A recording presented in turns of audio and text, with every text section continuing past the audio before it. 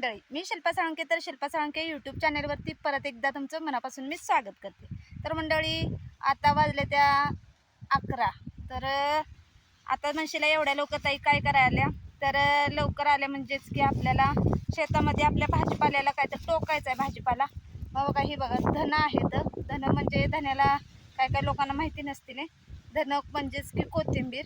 तर धनं, मेथी, भेंडी, गवारी, वाटाणा, पावटा असलं काय बाय जरा टोकायचं म्हणजे आपल्याला भाजी रोज आपलं न्यायचं आणि करायचं ताजं ताजं.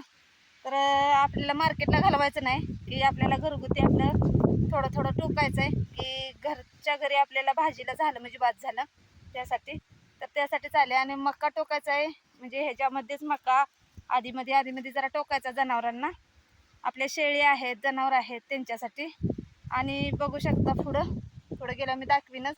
तर पुढं आपण कांदा लसूण लावले त्या. तिकडं जरा जास्त जागा नाही, कमी जागा पडते. म्हणजे आपल्या सऱ्या 6च आहेत इथं.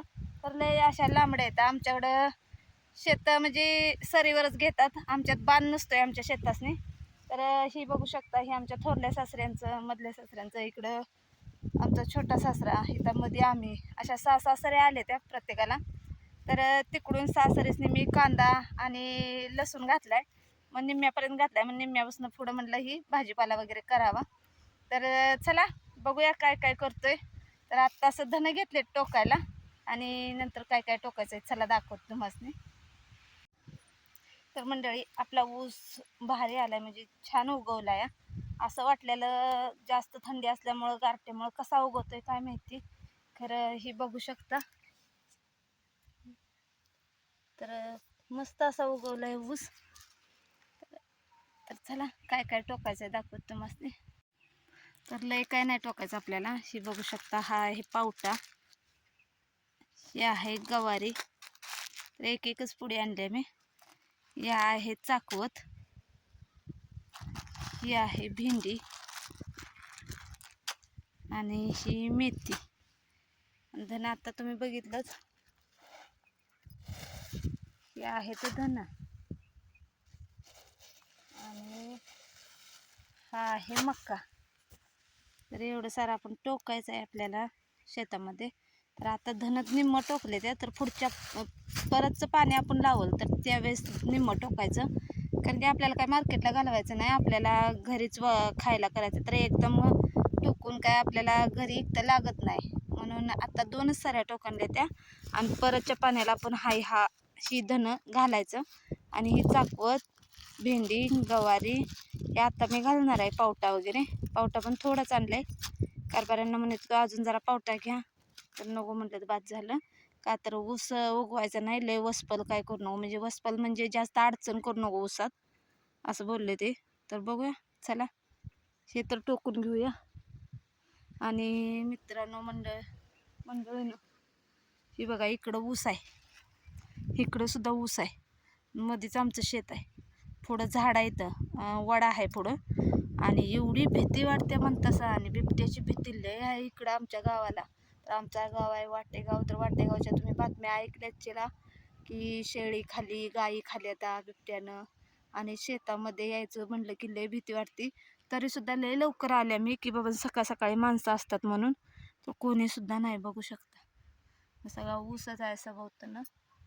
आणि भीतच काम करावं लागतंय, इकडं तिकडं बघत, इकडं तिकडं बघत.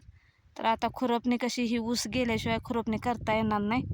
ही ऊस गेलं तर की मग खुरपणी करायची.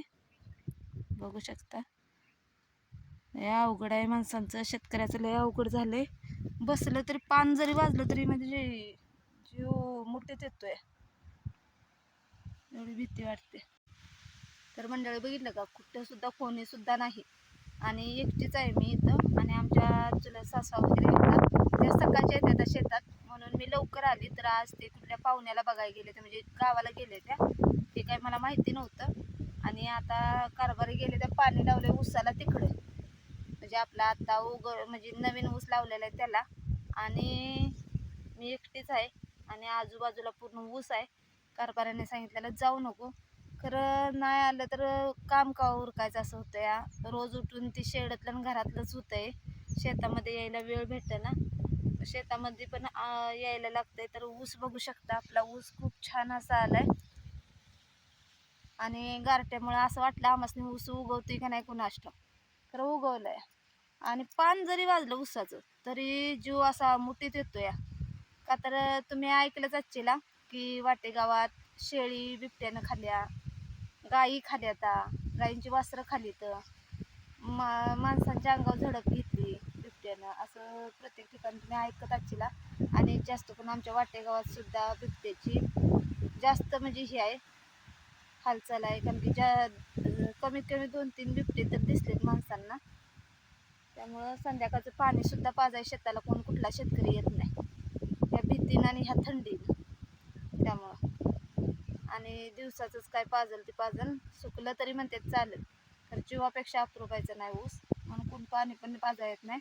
काय काय ऊस बघा जळणं झालेत पाक, कारखान्याला अजून गेलेलं नाही. पाणी लावलं तर शेतातनं ऊस बाहेर निघणार तर माणसांची. तर लय अवघड परिस्थिती आहे शेतकऱ्याची. खरं काय आता सांगितलं प्रत्येक टायमाला म्हशीला शेतकऱ्याचंच गाणं गात्या. चला, रोजचंच आहे आपलं, रोजचं मडत त्याला कोण रडत, अशी गत आहे. त्या सरकारला काय क्यू येत नाही. जरा दिवसाची लाईट जास्त वेळ दिली तर शेतकरी शेताला भरपूर पाणी तरी पाजल, शेतात काहीतरी पिकल तरी. शेतकऱ्याला लाईट कशी दिली माहिती आहे का? लाईट आता कशी येत्या, संध्याकाळच्या 9-9:30च्या पुढं लाईट येत्या, सकाळी 5च्या आधीच जाते. रातभर आय घाल शेतकऱ्याला म्हणते तिथं रानात. आम्ही पांघरून बिंघरून घेऊन एसीच्या रूममध्ये सोडा उन्हाळ्याचं, तर आत्ता पांघरून घेऊन आम्ही झोपतो. तुम्ही आपला आय घाला शेतात नाही. संध्याकाळची बिबट्या येऊ दे, सापकिरडा येऊ दे, इचुकाटा येऊ दे, तुमची तुम्ही काशी करा शेतकऱ्यांना म्हणते ती. शेतकऱ्याला काही पर्यायच नाही. त्यासाठी शेतकरी मित्रांनो, मुलांना शिकवा आणि बाहेर जेवढं होता होईल तेवढं बाहेर घाला, मी सांगते म्हणून. का तर आपण म्हणतो म्हणायला की मी शेतकरी आहे, माझा मुलगा पण शेतकरी, मी शेतकरी राजा आहे, मी शेतकरी यावा. काय नाही, शेतकरी राजा नाही काय नाही, शेतकऱ्याला नोकर करून ठेवला आहे.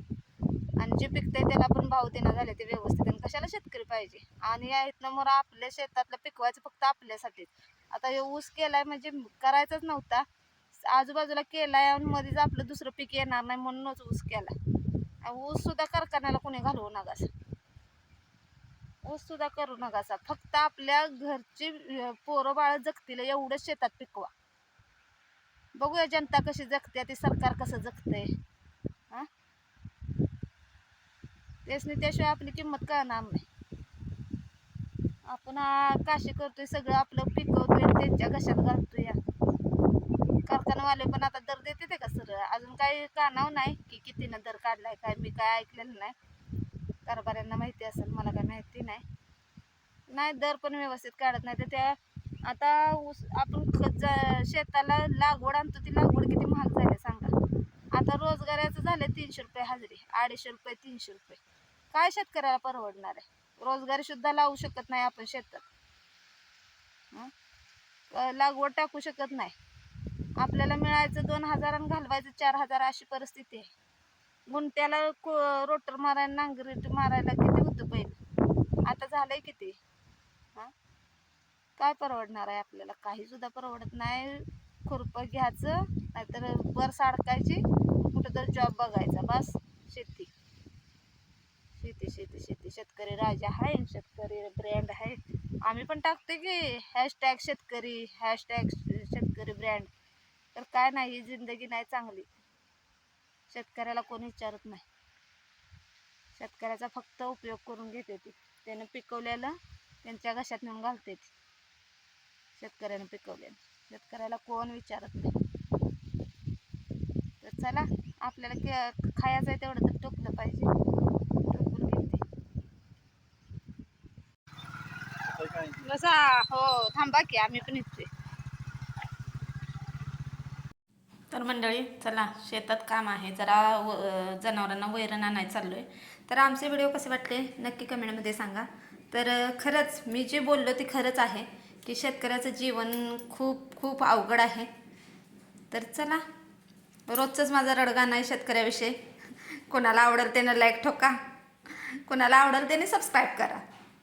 तर चला, धन्यवाद मैत्रिणींनो, मित्रांनो. तरी इथंच व्हिडिओ माझा थांबवते. धन्यवाद.